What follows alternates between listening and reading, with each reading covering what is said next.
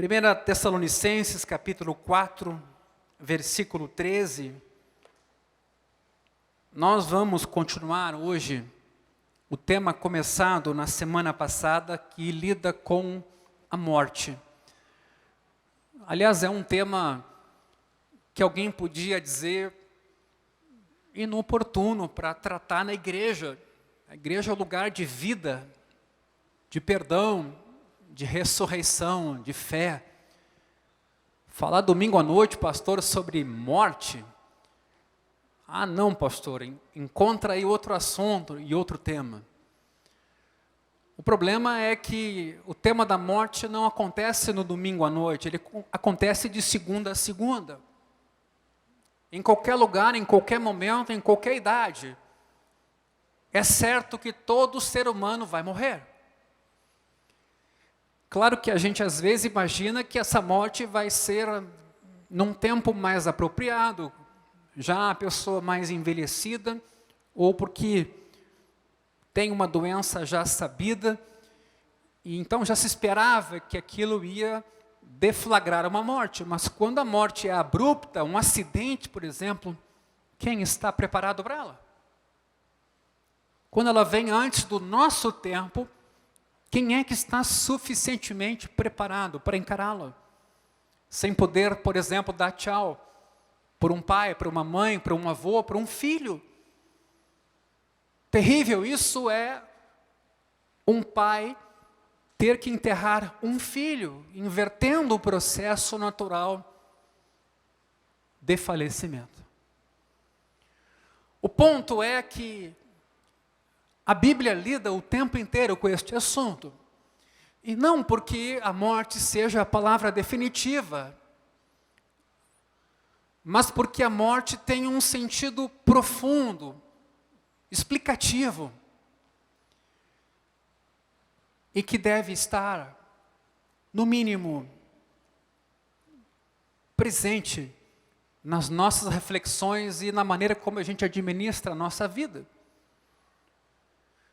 Se há uma parábola que não me sai da cabeça, é aquela do homem rico que adquiriu muitos bens e ia construir um segundo depósito para armazenar o seu patrimônio.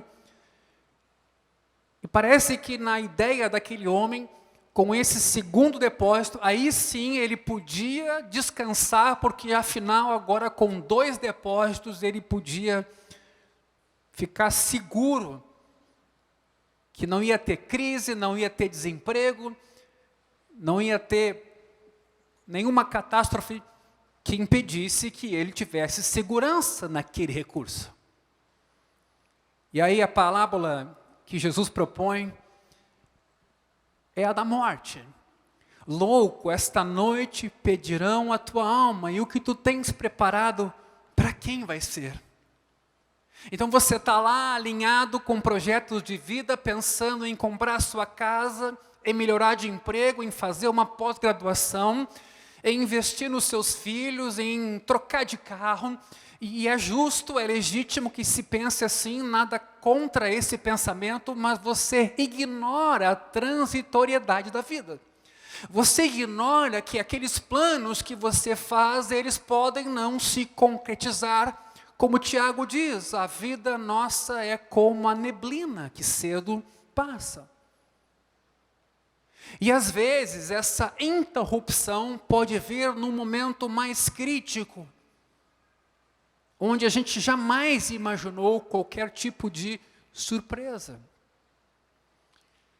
E é por isso que a recomendação bíblica e de sabedoria é que a gente esteja preparado não no sentido de sermos pessimistas e negativos, mas não sermos hiperotimistas, para não sermos pegos de surpresa e colapsarmos completamente diante da morte e tendo, principalmente, deixado para trás arestas familiares.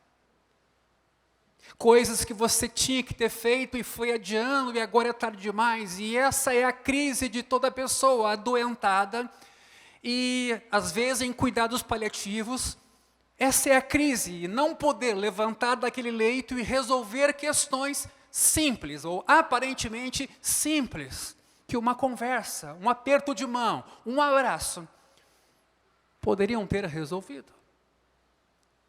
E aqui a nossa rotina, a nossa agenda nos consome de uma tal maneira. Não sei se perceberam que hoje a gente é dirigido por um relógio. E esse relógio vai ditando aquilo que para nós é prioridade. E a gente vai deixando de lado o importante e assumiu uma automatização de agenda. E quando a gente se dá conta, passaram-se 10 anos e você pergunta o que eu fiz de importante. Então, o que vimos na semana passada foi que contar os dias é sábio. O salmista pede, ensina-me a contar os dias para que alcance coração sábio. Ser negligente sobre a gestão do tempo, das prioridades, da família, daquilo que é importante, não é ser sábio. E essa conta um dia chega. Então, o que é possível fazer? Como é possível se preparar? E aqui, ninguém está a imaginar um preparo absoluto, como se a morte não fosse surpresa nenhuma, e nós já vamos ver que ela sempre será uma ruptura. Mas é possível lidar com ela de maneira melhor. Por exemplo, não negando a sua realidade.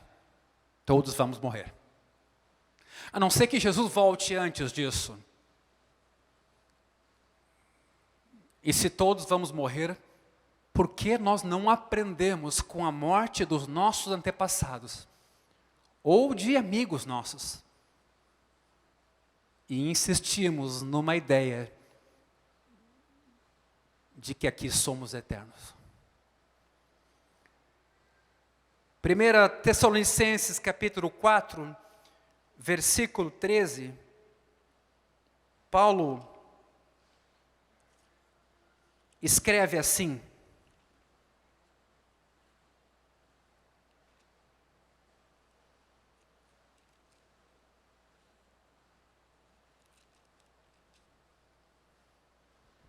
irmãos, não queremos que vocês ignorem a verdade a respeito dos que dormem.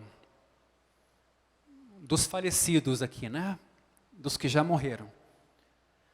Para que não fiquem tristes como os demais, que não têm esperança. Pois se cremos que Jesus morreu e ressuscitou, assim também Deus, mediante Jesus, trará na companhia dele os que dormem. Como enfrentar a morte de nossos entes queridos? Porque é certo que haverá muitas mortes no nosso futuro, quem sabe até próximo. E se a gente tiver a felicidade de viver ainda mais do que o normal, por muitos anos, a tendência é que a gente se depare ainda mais com a morte de amigos nossos de mesma idade. Pessoas amadas para nós. De acordo com esse texto que acabamos de ler, a fé cristã nos dá alguns recursos extraordinários, diferenciados, para a gente lidar com a nossa morte e também com a perda de queridos nossos, de familiares nossos. Ou seja, Paulo aqui, em outras palavras, está dizendo mais ou menos assim: quero que se entristeçam com esperança. Ele pede aqui, meus irmãos, um equilíbrio diante desse grande inimigo de todos nós, chamado morte. E quando a gente imagina alguém equilibrado, geralmente a gente pensa em alguém que evita extremos. Mas não aqui. Aqui Paulo combina extremos. Ele combina a tristeza pela morte de pessoas queridas para nós, e ele combina com o quê? Com esperança. Ele não diz não se entristeçam. Ele quer que os cristãos se entristeçam quando seus queridos morrem. Mas quer que façam isso de uma maneira específica. Também Paulo aqui não está dizendo, em vez de se entristecerem, quero que vocês tenham esperança. Deixem de lado a tristeza e tenham somente esperança. Paulo também não está dizendo que não há esperança e que o melhor é se entristecer e chorar. Nada disso ele está dizendo. Antes, Paulo nesse texto está aqui a nos dizer que os cristãos podem e devem se entristecer profunda e plenamente quando alguém falece, mas devem fazer isso com esperança. Mas como é possível ter esperança quando perdemos um ente querido? Devemos nos entristecer, mas não devemos adotar uma postura estoica que relativiza a morte. Embora a tristeza seja apropriada quando alguém falece, ela pode se transformar em amargura. Pode tornar a vida amarga e sombria e sufocar toda a alegria presente e futura, a menos que ela seja temperada, como o sal tempera a carne, temperada com esperança. O exemplo mais notável disso é Jesus no túmulo do seu amigo, o texto diz amigo de Jesus, Lázaro, lá em João 11. Jesus não foi até Marta e Maria, as irmãs agora enlutadas, e aconselhou, não fiquem assim, nada de drama, ergam a cabeça, sejam fortes. Não falou nada disso. Quando Maria se dirige a Jesus, o texto nos informa simplesmente que Jesus mesmo chorou. Ele não fala. O texto diz que Jesus chora. E então, quando Jesus vai ao túmulo de Lázaro, o texto inclusive dá a entender que ele comoveu-se em si mesmo. Em outra tradução, ele fica indignado, não aceitando aquilo que estava diante dos seus olhos, o falecimento de um amigo. Jesus, meus irmãos, o Filho de Deus, sabia muito bem que estava prestes a fazer um milagre, ressurgindo, fazendo ressuscitar a Lázaro, seu amigo. Então seria de se esperar que ele fosse para aquele túmulo sorridente, seguro, dono da situação e convencido de que tudo se resolveria. Não. Ele chora.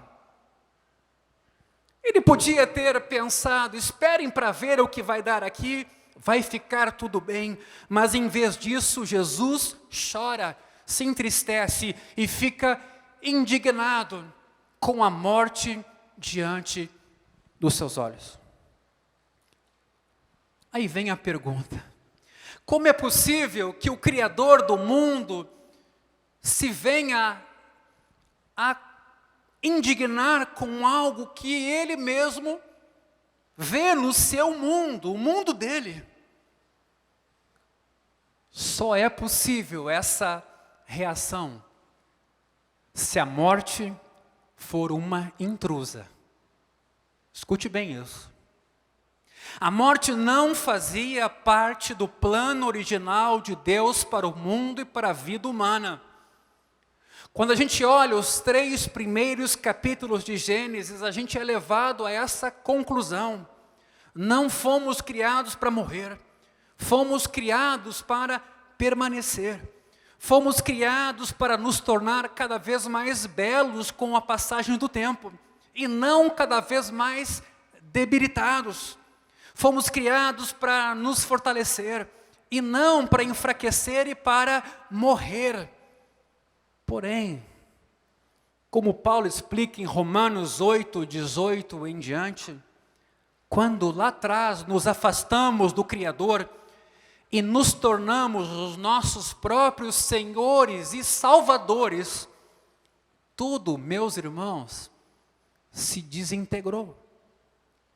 Nosso corpo, a ordem natural, o coração, os relacionamentos, nada funciona como foi criado originalmente para funcionar. Essa é uma doutrina fundamental da fé cristã, que lida com a nossa depravação total, que aqui não tem um caráter sexual, mas tem um caráter de uma natureza boa que foi pervertida, foi tornada corrupta. Assim, a fé cristã, a teologia cristã tem uma palavra a dar para esse desacerto da vida humana, dos casamentos, das crianças, de toda a situação educativa em si e da vida humana como um todo. O ser humano é um pecador. E aquilo que ele planeja, e às vezes até intenciona, quando intenciona bem, ele não consegue concretizar, porque ele está aquém do que a sua cabeça lhe mostra, em termos de quadro. Por isso Jesus chora e fica indignado com a monstruosidade da morte. E aqui, a igreja cristã, que não se confunde com uma ideologia política, não importa qual seja, não tem prazer na morte de ninguém. Se Deus não tem prazer na morte de ninguém e quer que as pessoas vivam, como é que alguém pode dizer, melhor é morto do que vivo? Jesus chora e se compadece e fica indignado com a monstruosidade da dor, que rompe relações, que não permite dar a Deus, que não permite que se resolvam situações que até então vinham sendo construídas. Ela é uma terrível distorção da criação de Deus, a qual Ele ama e preserva. Portanto, uma reação muito comum hoje diante da morte, que é uma reação estoica, como aquela que diz, nada de drama, que minimiza a morte, diante da tristeza e diante da morte, é equivocada. Há muitas versões dessa atitude hoje.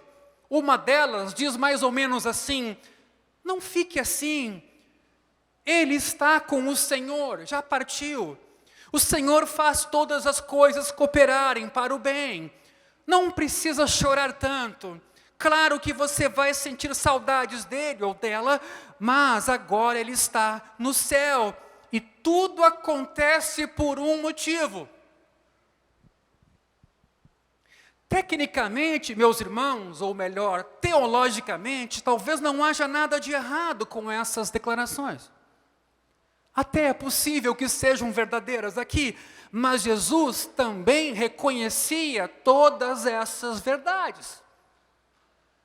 Sabia que Lázaro seria ressuscitado, sabia dessa parte do plano do Pai para o seu ministério.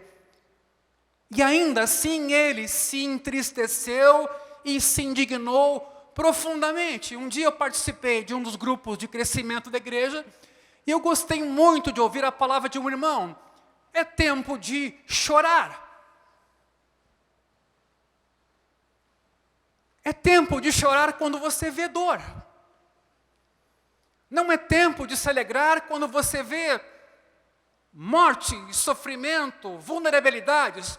É tempo de chorar, de se compadecer e até de fazer alguma coisa. Não é tempo de se alienar em nome de uma sociedade que só quer sentir coisas boas e foge ou vira os olhos para aquilo que diante de si está. E que para nós seria um alerta de algo não está bem e um convite para ajudarmos. Escute isso. Porque isso está diretamente relacionado às teologias que se multiplicam por aí afora, às vezes que arrogam para si o título de cristãs, mas é preciso que nós nos cuidemos para não nos anestesiarmos, despedindo pessoas em paz e com os bolsos retendo nossas mãos, quando podíamos fazer mais do que dizer, vá em paz. Meus irmãos, isso é sério.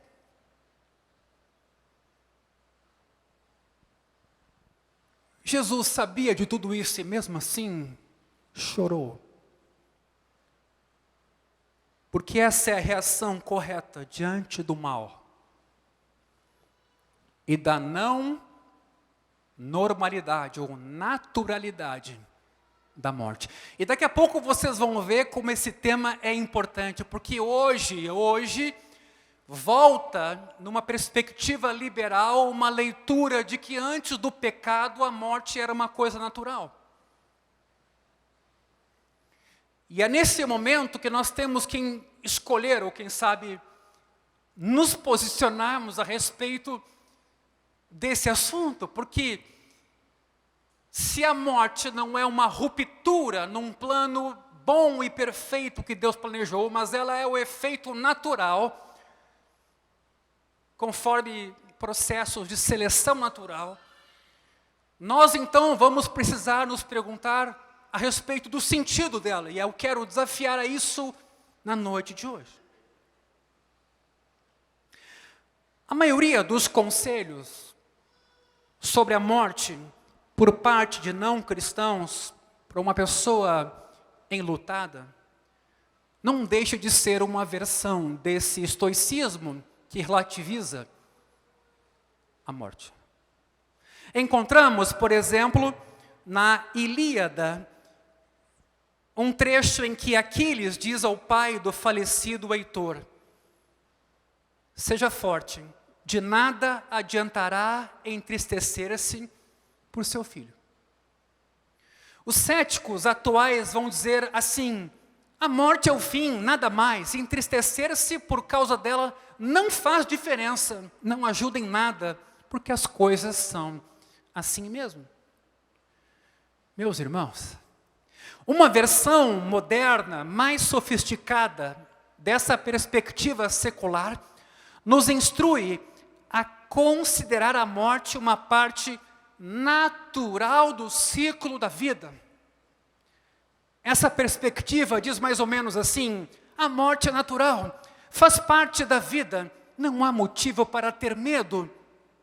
Nosso corpo enriquece o solo como fazem a grama, as árvores e os outros animais quando morrem. Por fim, diz essa perspectiva, tornamo-nos poeira cósmica e continuamos a fazer parte do todo, do universo cósmico.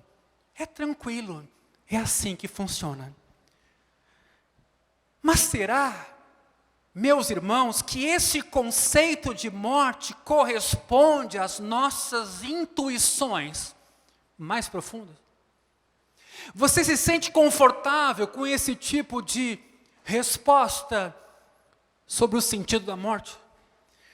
O filósofo cristão Peter Kreeft conta a história de um casal de amigos dele. Nenhum dos dois era religioso, eles tinham um filho de 7 anos, cujo primo de 3 anos morreu em um acidente. Sentaram-se então com o menino e procuraram consolá-lo. Disseram a ele: a morte é natural. Quando você morre, seu corpo vai para a terra, enriquece o solo e inclusive outras coisas podem crescer ali. Você viu no Rei Leão, não lembra? Em vez do garoto ser consolado, ele sai do quarto correndo e grita: eu não quero que o meu primo seja adubo. Esse menino, meus irmãos, estava mais próximo da perspectiva de Jesus do que os seus pais, que tentavam consolá-lo. Esse menino estava triste, Porque a morte não é normal. Não é como deve ser. Não é como Deus criou o mundo bom e para permanecer. Dizer a morte é natural é endurecer e talvez até matar uma parte da esperança de nosso coração que nos faz humanos. Tanto é que a morte é uma surpresa, porque no desenrolar da vida a gente espera que a vida dure. Queridos, nós sabemos lá no fundo que não somos como a árvore ou como a grama. Nós fomos criados para permanecer. Não queremos ser efêmeros ou irrelevantes. Não queremos ser apenas uma onda sobre a areia. Desejamos no mais íntimo do nosso coração um amor que dure, que nos satisfaça, que nos dê sentido à vida. A morte, então, não é o ideal, ela é anormal, ela não é uma amiga, e ela não é correta. Não faz parte verdadeiramente do círculo da vida. Por isso a gente se entristece, chora. A Bíblia nos instrui não apenas a chorar, mas a chorar inclusive com os que choram quando enlutados. E assim, choramos por nós, choramos pelos outros, choramos um bocado. Embora certamente tenhamos o direito de nos entristecer, e mais do que o direito, a legitimidade, Paulo diz que devemos nos entristecer com esperança. Reprimir a tristeza e a ira diante da morte não apenas faz mal a cada um de nós, porque essa é uma tática que algumas pessoas usam.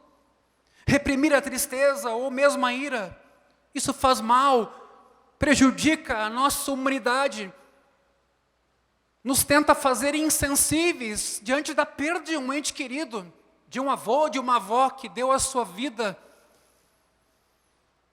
para que a gente chegasse até aqui. Porém, a ira também pode ser desumanizadora e nos tornar amargurados e endurecidos. Isso significa, meus irmãos, que não podemos apenas nos indignar com a morte, também é preciso esperança que influencie a nossa tristeza. Mas que motivos temos para a esperança? Observe Jesus no túmulo do seu antigo amigo Lázaro. Ele estava triste, chorava, indignado, embora soubesse que em alguns minutos o seu amigo seria ressuscitado. Ele tem conhecimento, porém, de algo que aqui ninguém podia imaginar. Se você olhar o texto de João, no finalzinho, capítulo 11, depois da ressurreição de Lázaro, os amigos dizem mais ou menos assim: é a gota d'água, nós vamos ter que matar esse cara é um problema. Ele ressuscitou uma pessoa. Jesus sabia, meus irmãos, que a ressurreição de Lázaro forçaria seus inimigos a tomar medidas extremas. Por isso, ele estava ciente de que a única forma de tirar Lázaro do túmulo era ele próprio se colocar lá dentro. A fim de Jesus garantir ressurreição para todos que creem nele, ele precisa entrar na sepultura, no lugar de Lázaro. E foi o que ele fez na cruz do Calvário. Meus irmãos, graças à morte de Jesus, somos libertados do pecado e da morte, e participamos agora, pela fé, da sua ressurreição, como está escrito na carta de Paulo aos Romanos, capítulo 6, versículo 5. Porque se fomos unidos com ele na semelhança da sua morte, certamente o seremos também na semelhança da sua ressurreição. Sabendo isto, que a nossa velha natureza foi crucificada com ele, para que o corpo do pecado seja destruído e não sejamos mais escravos do pecado, pois quem morreu está justificado do pecado. Ora, se já morremos com Cristo, cremos que também viveremos com Ele. Sabemos que, havendo Cristo ressuscitado dentre os mortos, já não morre. A morte já não tem domínio sobre Ele. Opa! Jesus venceu a morte e nos deu o privilégio de participarmos da sua ressurreição. Essa é a nossa esperança, meus irmãos. Se você não tem essa esperança, não sei ao certo o que você faz na presença da morte. Mas sei o que você pode fazer. Pode ser envenenado em sua alma por ela e entrar em desespero. Ou você pode acrescentar esperança a essa dor e a essa tristeza. Costumamos imaginar que tristeza e esperança são mutuamente excludentes, uma não combina com outra. Mas Paulo diz que aqui não é o caso. Quando nos entristecemos e nos iramos diante da morte, reagimos a um grande mal, de forma apropriada, justa, legítima. Aquilo não é natural. No entanto, os cristãos têm uma esperança que é adicionada a essa tristeza, a esse luto, como o sal é aplicado à carne para preservá-la e purificá-la. Não é certo reprimir a ira, nem também dar lugar ao desespero. Nem a ira reprimida, nem a fúria desenfreada fazem bem ao ser humano. Mas aplicar esperança à tristeza nos faz sábios, compassivos, humildes, bondosos. Por isso, meu irmão, a partir de Paulo, entristeça-se plenamente, mas com rica esperança no poder do Espírito Santo. Uma coisa é dizer às pessoas, claro, os cristãos têm esperança diante da morte. Mas outra é apropriar-se dessa esperança de modo pessoal e prático, quando a gente descobre que tem um câncer que pode nos matar. Alguns comentaristas, lidando com esse texto de Paulo, ressaltam que existem no mundo muitas religiões e sempre existiram. E quase todas elas acreditam em algum tipo de vida depois da morte. Mas vejam o capítulo 4 que acabamos de ler, versículo 13, em especial a última parte. Para que não fiquem tristes como os demais que não têm esperança. Mas se toda religião tem alguma proposta, ainda que equivocada, pelo menos alguma delas, sobre vida futura, como Paulo lida com esse tema? Paulo está falando aqui de modo relativo. Ele também, Jesus, diz em Lucas que os seus seguidores devem odiar pai e mãe. E aqui ele quer dizer que a devoção ao Senhor é tão grande que, em comparação com ela, outros vínculos poderão encontrar dificuldades. Da mesma forma que Paulo está conversando conosco. Meus irmãos, quais são algumas características dessa esperança singular diante da morte? E hoje eu vou falar sobre duas delas e domingo que vem nós vamos avançar. Primeira, a esperança diante da morte é uma esperança pessoal. O futuro daqueles que morrem em Cristo é um mundo de amor infinito e abundante. Algumas religiões, você vai escutar, vão dizer assim, sim, há vida depois da morte, mas não há mais identidade pessoal, não há mais consciência pessoal. É como se você perdesse a percepção de individualidade que por sinal, dizem eles, é uma ilusão. É como se você agora fosse uma gota d'água que volta para o mar. Deixa de ser uma gota e torna-se parte da alma única. Depois da morte, não tem mais você e eu. Mas continuamos a fazer, diz esse pensamento, parte do universo. O que Paulo diz a esse respeito? Veja o próprio texto de 1 Tessalonicenses 4, que acabamos de ler, mas a partir do versículo 16 agora. Porque o Senhor mesmo, dada a sua palavra de ordem, ouvida a voz do arcanjo, e ressoada a trombeta de Deus, descerá dos céus, e os mortos em Cristo ressuscitarão primeiro.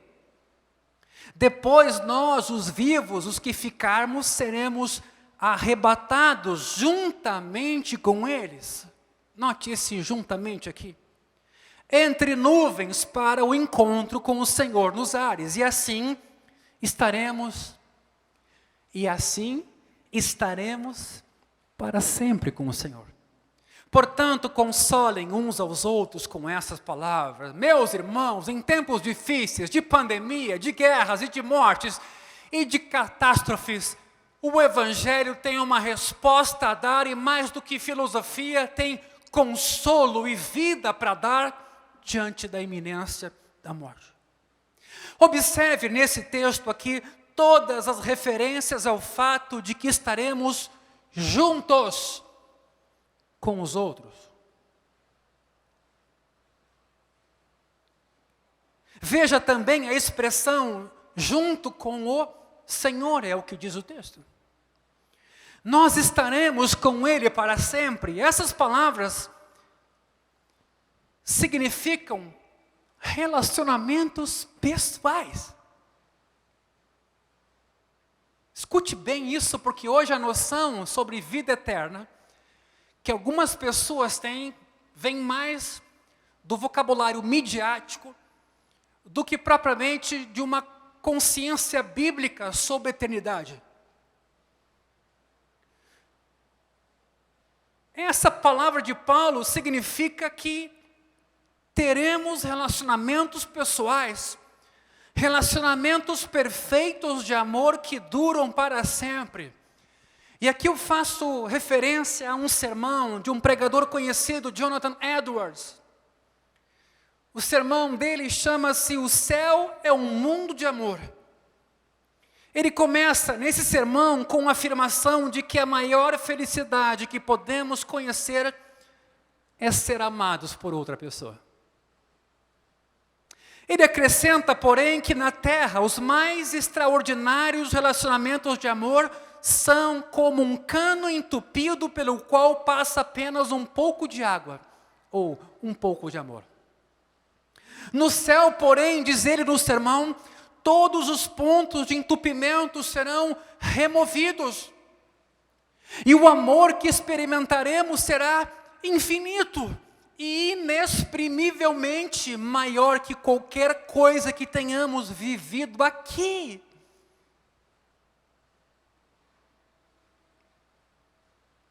E vejam o que ele diz agora.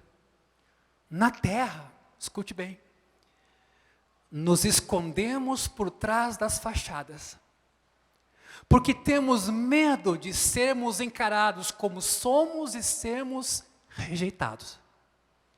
Isso significa que jamais experimentaremos o poder transformador de sermos plenamente conhecidos como somos e ainda assim, aqui, nos sentimos plenamente amados.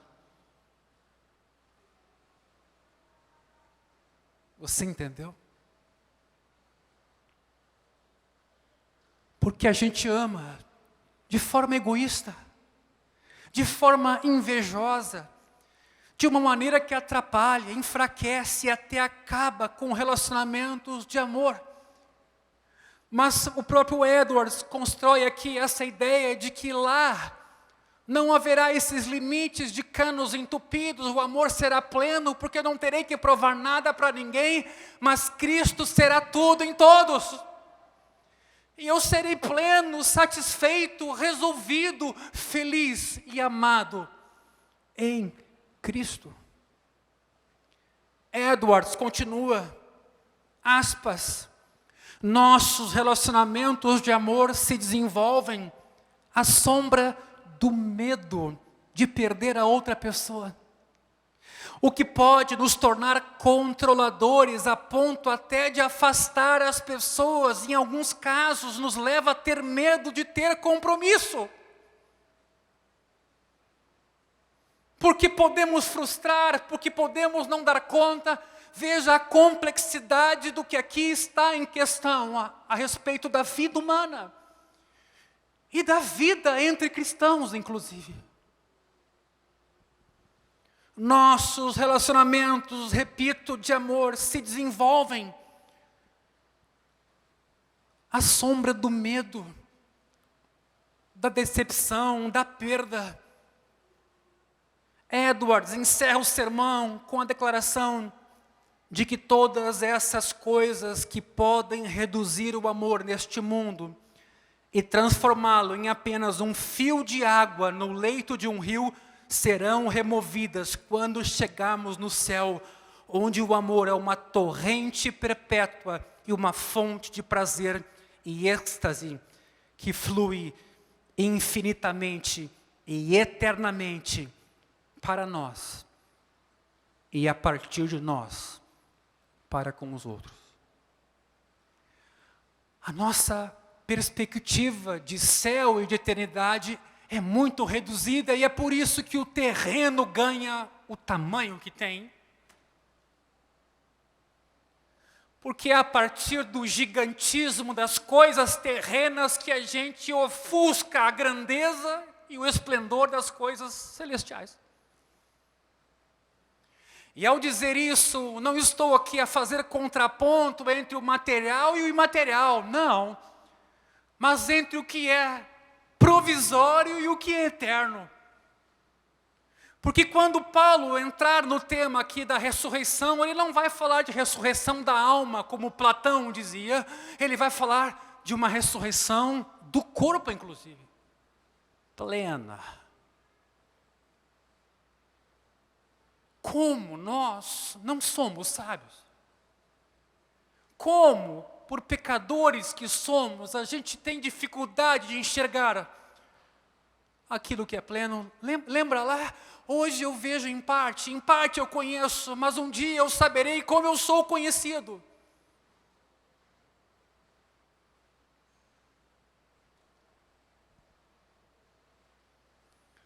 A esperança cristã, meus irmãos, é de um futuro pessoal, de relacionamentos, de amor. A segunda esperança, a segunda característica, e já finalizo, é que além de pessoal, essa esperança é material. Observe que Paulo não diz apenas que iremos para o céu, ele diz que os mortos em Cristo ressuscitarão. Sim, cremos que nossa alma vai para o céu quando morremos, mas esse não é o final culminante da salvação. No fim de todas as coisas, teremos um novo corpo. Seremos ressuscitados como Jesus foi e se apresentou e comeu com os seus discípulos. Lembre-se que quando o Jesus ressurreto encontrou os seus discípulos, disse que tinha carne e osso, que não era um espírito. Para provar isso, comeu diante deles, ensinou os seus discípulos que, ao contrário de outras religiões, a fé cristã não promete somente um futuro espiritual, mas céus e terra renovados, feitos novos. Um mundo material aperfeiçoado, do qual terão sido eliminados lágrimas, enfermidades, o mal, a injustiça e a morte. E aqui está o motivo da esperança. Nosso futuro não é imaterial, não se engane. Pastor, eu tenho um casamento mês que vem, por favor, que Jesus não volte agora. No reino de Deus, nós não vamos levitar como fantasmas, como alguns imaginam. Naqueles programas de péssima qualidade, os anjinhos sendo carregados por um cabo de aço. Nós vamos caminhar, comer, abraçar e ser abraçados, vamos amar, vamos cantar, teremos cordas vocais renovadas, talvez com afinação, vamos fazer tudo isso com graus de excelência, alegria, satisfação, beleza e poder que não somos capazes de imaginar aqui. Nós vamos comer e beber com o Filho de Deus. No entender de Paulo, este é o significado da derrota da morte. Não é apenas um consolo no céu para a vida material que a gente deixou para trás. É restauração da vida. É receber o amor, o corpo, a mente, o ser pelo qual sempre ansiamos, sempre desejamos, mas que hoje se encontra desencontrado. Você tem uma identidade verdadeira, uma essência autêntica dentro de si, mas também tem falhas, fraquezas que encobrem, desfiguram e escondem essa identidade. Meus irmãos, escute. A esperança cristã é de que o amor e a santidade de Deus consumirão as falhas e as fraquezas de cada um de nós. Naquele dia, a gente vai olhar uns para os outros e vai dizer: eu sabia que você podia ser assim. Lá você não era. Mas eu imaginava que um dia você seria assim. Tive lampejos e vislumbres do seu verdadeiro eu. E agora, eis aí ele. Paulo, que tinha algum conhecimento de outras culturas e religiões do mundo, diz que nosso futuro não é um mundo impessoal. Por favor, guarde isso. Não é um mundo impessoal. Existe um Deus, um Pai, um Criador, uma relação dele com seus filhos.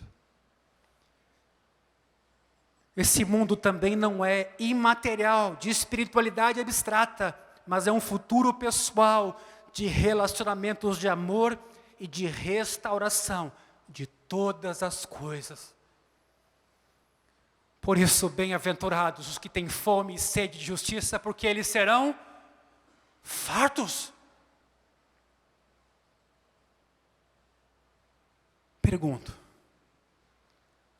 por que pensar em vingança contra quem tratou você de forma injusta, se você sabe que receberá não apenas tudo o que desejou, tudo o que de bom desejou, mas você vai ganhar além do que pode pedir ou pensar?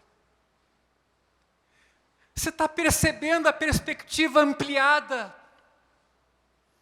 Por que aqui revidar o mal sofrido se Deus tem para você muito mais do que você pode imaginar?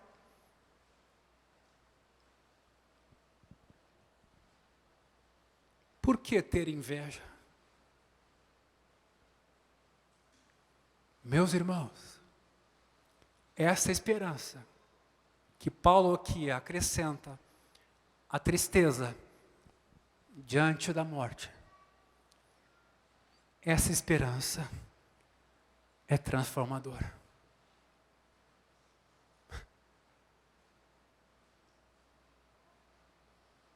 E eu finalizo lembrando da parábola mais uma vez.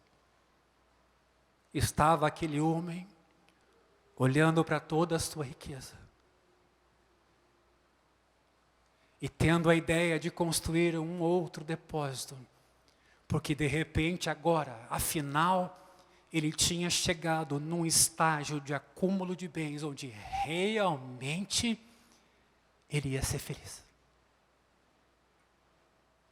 E quantas foram as vezes que foi exatamente esse pensamento, ainda que eu esqueça da questão do dinheiro em si, mas foi exatamente esse pensamento que pautou a minha vida e orientou as minhas prioridades.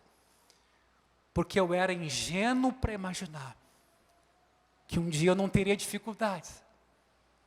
E que se eu construísse a minha família, educasse bem os meus filhos, desse o melhor para eles, ainda que à custa de coisas bem importantes que ficaram pelo caminho.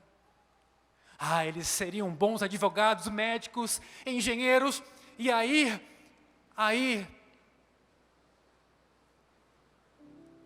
eles não precisariam temer. Eu nunca esqueci, diante de formaturas das quais participei, de filhos, de irmãos nossos, eu sempre vi aqueles pais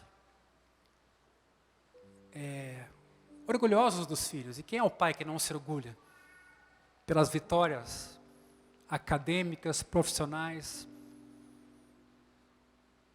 e na área dos negócios dos seus filhos? Mas em uma vez ou outra, eu me deparava com aquele caso em que estava lá um filho muito próspero, não cristão, não crente em Deus, sem essa esperança da qual nós estamos aqui falando. E eu olhava aquele pai orgulhoso e perguntava: tu tens orado pelo teu filho? Além da engenharia, da medicina, da arquitetura, do direito, que outras virtudes, que outros valores, que outra fé estão acompanhando o teu filho? Porque ele vai ter muitos desafios, mesmo com canudo. Muitos. E eu notei algumas vezes que os pais não estavam preocupados com isso. Era uma perspectiva terrena. Então vem Jesus e diz assim: louco, esta noite a tua vida vai ser interrompida. O que você fez até aqui? O que para você tem valor? O que você construiu?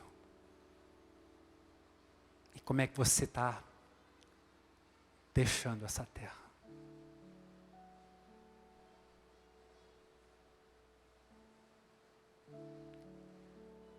Eu não posso responder isso por você. A palavra de Deus, ela nos convida a um diálogo. E que bom que Deus é assim, misericordioso. Vinde, arrazoemos. Vamos conversar. Deus quer debater. Deus quer colocar algumas pedrinhas dentro do teu planner. Hoje está muito famoso o planner, né?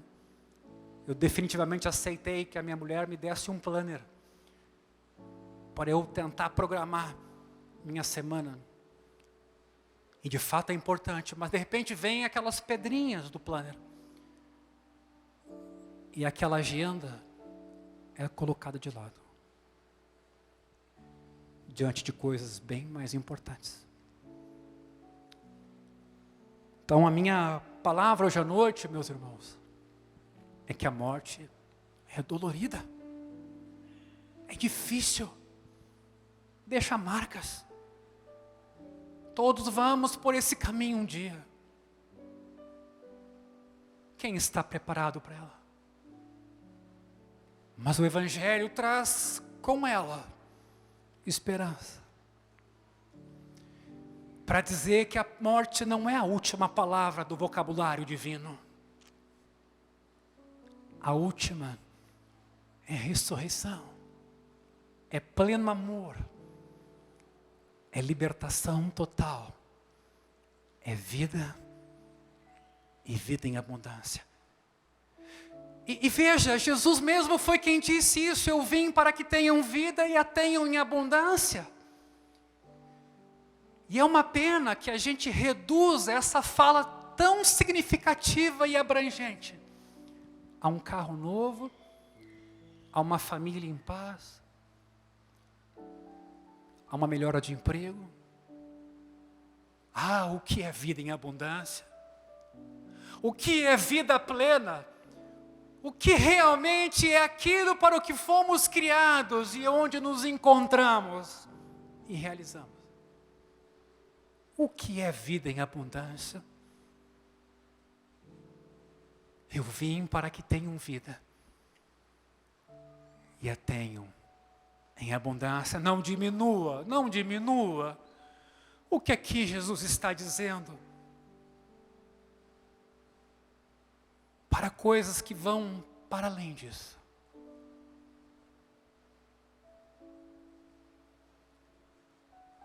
A minha oração hoje à noite é que o bom Espírito do nosso Deus trabalhe no teu coração. Fale com você. Te console. Hoje, liguei para uma pessoa que ia fazer um serviço hidráulico para nós na igreja. Descobri que ele é um cristão. Liguei para ele ontem, não me atendeu. Estranhei, sempre me atende. Mandei mensagem agora, antes de vir para o culto. Ele me responde assim: pastor, desculpe, não lhe dei retorno ontem. Tive um problema de família. Eu podia ficar por isso mesmo com ele.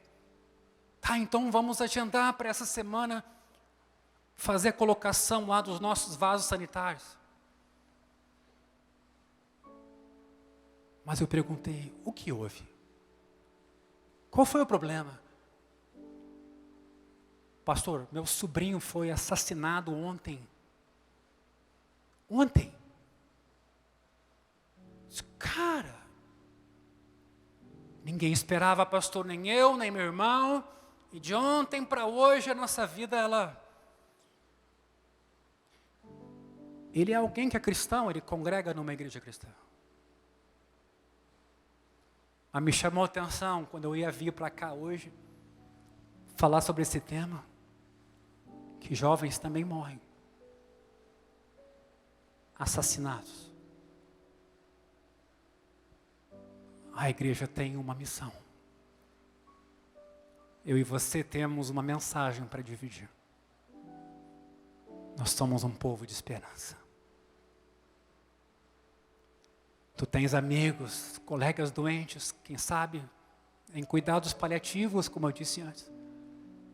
Gente cujo casamento está desmoronando. Pessoas em busca de sentido. E quando não o encontram, tiram sua vida. Me doeu o coração ontem, quando eu escutei de uma jovem que quase tirou a sua vida. Os pais chegaram na última hora. Ela estava, e não é brincadeira, literalmente com a corda no pescoço. Roxa. Uma jovem. Um problema no matrimônio. Onde está o sentido da vida? Por que viver? Por que viver? Baixa a tua cabeça, meu irmão, minha irmã.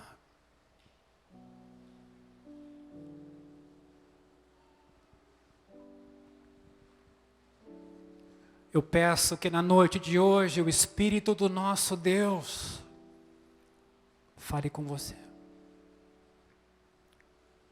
Eu peço que na noite de hoje o Espírito Santo do nosso Deus trabalhe na tua vida.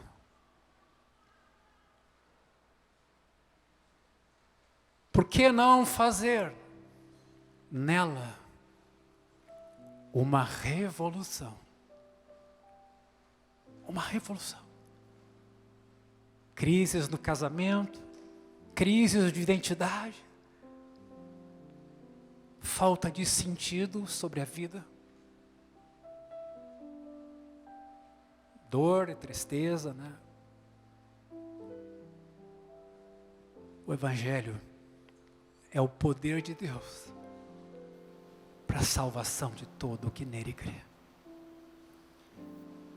Jesus tem o perdão e a vida de que você precisa.